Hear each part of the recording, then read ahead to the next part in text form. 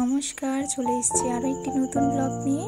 আজকে যে পদটি আপনাদের সাথে শেয়ার করব সেটি হচ্ছে তালের ক্ষীর। এটি বানানো হচ্ছে আমাদের বাড়িতে জন্মাষ্টমী উপলক্ষে।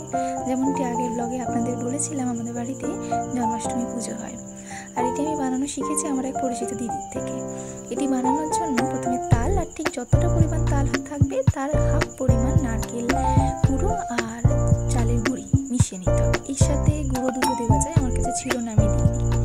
এটিকে ভালো করে মিশিয়ে নেবার পরে নর্মাল দুধ দিতে হবে। আমি 2 কাপ মতন প্রথমে দুধ ব্যবহার করেছি, করে ভালো করে মিশ্রণটি এটি স্মুথ পেস্ট আকারে বানিয়েছি। তারপর হালকা আঁচে বসিয়ে ভালো করে নাড়াচাড়া করতে করতে একটু কিছুক্ষণ রান্না হতে দিয়েছি। কিছুটা রান্না হওয়ার পর মোটামুটি চালটা কিছুটা সিদ্ধ হয়ে যাবে, তখন আমি মিষ্টি অ্যাড করেছি। প্রথমে আমি কিছুটা দিয়েছিলাম মিষ্টি, তারপর মনে হলো আরও একটু মিষ্টির দরকার, আর সঙ্গেটাও মনে হলো আর একটু দুধ দিতে হবে, মানে চালটা আর একটু সিদ্ধ হওয়ার প্রয়োজন ছিল। তো আমি তাই দিলাম, দিয়ে ভালো করে মিশিয়ে রান্না হতে দিলাম।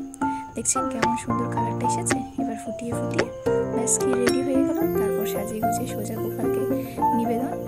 দেখছেন এটি যেমন সুন্দর দেখতে, ঠিক জানেন ততটাই সুন্দর খেতে।